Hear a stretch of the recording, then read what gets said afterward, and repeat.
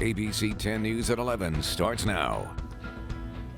A step back in the path to reopening San Diego. Bars have been ordered to close once again starting tomorrow night at midnight as COVID-19 cases continue to rise in San Diego County. And this comes less than 3 weeks since bars were allowed to reopen. Good evening, I'm Kimberly Hunt. And I'm Steve Atkinson. We have team coverage tonight. We begin with our ABC 10 News reporter, Anthony Pura. He's in Normal Heights with a bar owner who is once again making plans to shut down. We spoke with a co-owner here at the Old Sod in Normal Heights. They had just reopened on June 12th. Now they are getting ready to close their doors again. When the Old Sod reopened 18 days ago, it put in place rules for face coverings, social distancing, even put barriers to separate some spaces. Co-owner Mick Ward says they were making the best of the new normal. We're doing everything really that was asked of us, more and more. It's just devastating 2 weeks later to be back at square one. On Monday, San Diego County officials ordered bars, breweries, and wineries that do not serve food to close on July 1st. It applies to the Old Sod, which does not have a kitchen. We've got to contact all our vendors, all our salespeople, cancel all our incoming orders, all our liquor and beer orders. More importantly, we've got to contact all our staff, who are the best staff in the city, and tell them that, once again, they don't have a job to come to. On the same street, the Rabbit Hole serves food and will get to stay open, but the county is reinstating an order for restaurants.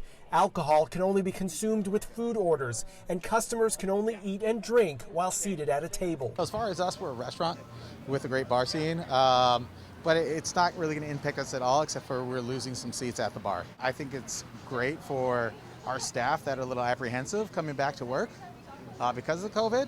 And it's going to create a better environment for them. The county order is in effect until further notice. Ward says the longer the closure, the more it will hurt financially. If we get back in towards fall and we're in the same situation we're closed for 3 months, it's going to have a devastating effect. The county is also pausing any further business reopenings until August 1st. In Normal Heights, Anthony Pura, ABC 10 News. The state ordered bars closed in 7 California counties, but San Diego County is taking this action on its own, based on local data ahead of the 4th of July weekend.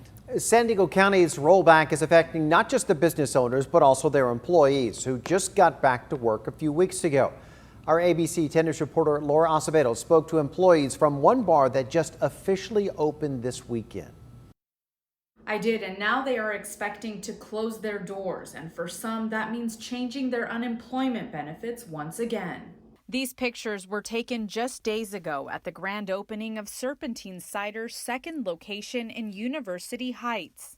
I literally just put up the now open sign yesterday, so I'm going to have to take that down.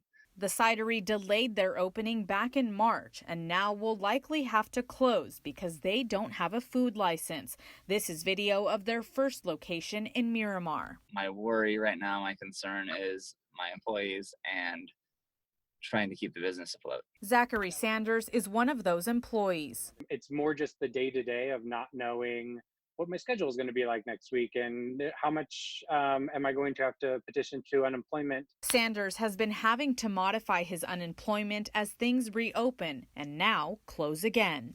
That's been, tough to just kind of navigate and make sure that I'm doing it right. Serpentine Cider is open for takeout orders, so Sanders will still have some hours, and he hopes people will follow the rules to get the business back open soon. People coming in know that I'm doing my best to keep them safe, and I would love for that to happen as well for me. Laura Acevedo, ABC 10 News. The Kona Kai Resort and Spa on Shelter Island says 2 guests tested positive for COVID-19. In a letter, the general manager says both individuals contracted the virus off property. They are in good condition and have also been quarantined off property for an extended period of time. All staff who were in contact with either person were notified immediately and required to undergo extra health screenings. The resort underwent a deep cleaning. And here's a look at the latest numbers. The county announced 498 new coronavirus cases today. That's a new one-day record. That brings our total to 13,800. There were no deaths reported, so that total stays at 361. High praise from California's larger school districts for a historic compromise to save the upcoming school year. The superintendents of several school districts, including right here, San Diego Unified, had called for more state funding to help with the cost of reopening and the impact of learning loss. These measures were included in the final state budget, which Governor Newsom signed today. And now the districts are calling on the federal government to fully fund the upcoming school year. Well, so far, San Diego County has not seen any outbreaks tied to recent protests. That's according to County Supervisor Nathan Fletcher. In a tweet tonight, he says those include past protests to reopen and the more recent Black Lives Matter protests.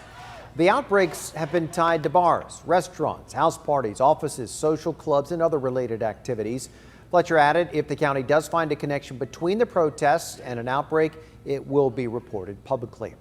And our neighbor to the east is also going backwards. With cases spiking out of control, Arizona is now closing its bars, movie theaters, gyms, and water parks effective tonight. Arizona's Governor Doug Ducey is also delaying the start of school. For now, the order will be in effect for a month. Los Angeles County also announced it will be closing its beaches over the 4th of July weekend. That includes Venice, Malibu, and Zuma beaches.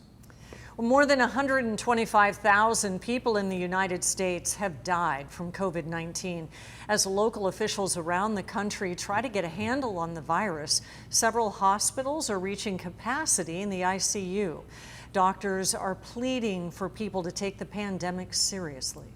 There was a lot of wishful thinking around the country that, hey, summer, everything's going to be fine, we're over this, and we are not even beginning to be over this.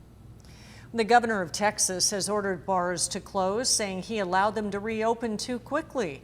And as the 4th of July approaches, there are fears that some states will be overwhelmed with outbreaks. Now for a developing story, activists are demanding change in response to video of San Diego police shooting a robbery suspect downtown over the weekend. Police say Leonardo Ibarra tried to pull a gun on them. He's now in critical condition in the hospital. Our Team 10 investigator Jennifer Castor looks at what activists say police did right and what they did wrong. I'm asking for SDPD to put an aggressive plan together to ensure that any officer involved shooting, that within 48 hours to 72 hours, a video from the body-worn camera footage is released. A call Monday by Reverend Shane Harris for added transparency measures surrounding San Diego law enforcement following a violent weekend encounter. Body camera video released Sunday by SDPD shows the moment leading up to Saturday's shooting. Police say they were patrolling downtown when they saw Leonardo Hurtado Ibarra in a red jumpsuit and recognized he was wanted for robbery. In 6 seconds, words led to gunfire. Hey, come here, buddy. Stop. Second, please stop. Stop. Hey, let me see your hands. From this street camera, Ibarra is seen reaching in his waistband and raising his arms toward officers. Under Ibarra, body camera footage shows what police say is a gun wrapped in a bandana. They went in guns blazing, and this is not the training that they have. Activist Tasha Williamson said Monday police should have called for backup before the confrontation. People are saying he pointed the gun at the officer. And we're simply saying, how is that? Because the officers on video shows him running sideways behind the suspect to a cover, which was the vehicle. They used verbal commands, they followed what their training is, and they did an exceptional job. Sunday, ABC 10 News spoke to former SWAT commander and lethal force instructor Ray Shea.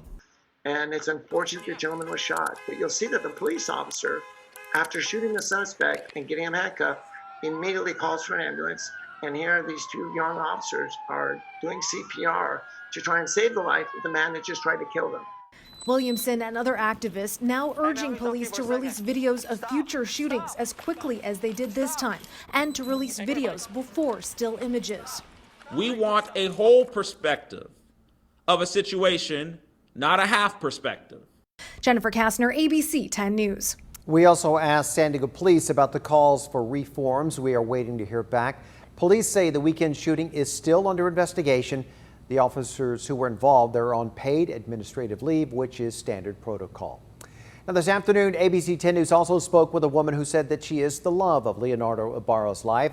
Abril Huerta shared these photos of her with Ibarra. She says he's 25 years old, and she said that he loved her 3 children with all of his heart. Abril also said, quote, he loved his family. He was the most loyal individual you could ever meet, and he'd give you the shirt off his back if you were in need. He'd always keep a smile on his face regardless of whatever he was going through. Huerta said Ibarra wasn't a saint and had a complicated background, and that he only wanted to defend himself from any harm that may come his way. In our effort to promote transparency, we have posted the full 12-minute shooting video on our website, 10news.com, and on the ABC 10 News mobile app. Police say a college area man is a potential suspect in the death of his own mother. Family hadn't heard from her in days, so this afternoon they went to the house on Colwood Boulevard. Inside, they found her body with traumatic injuries. Her son wasn't there and her car was gone. Officers found him at a hospital getting treated for hand injuries. They took him into custody. Police are not yet revealing the names of the victim or her son.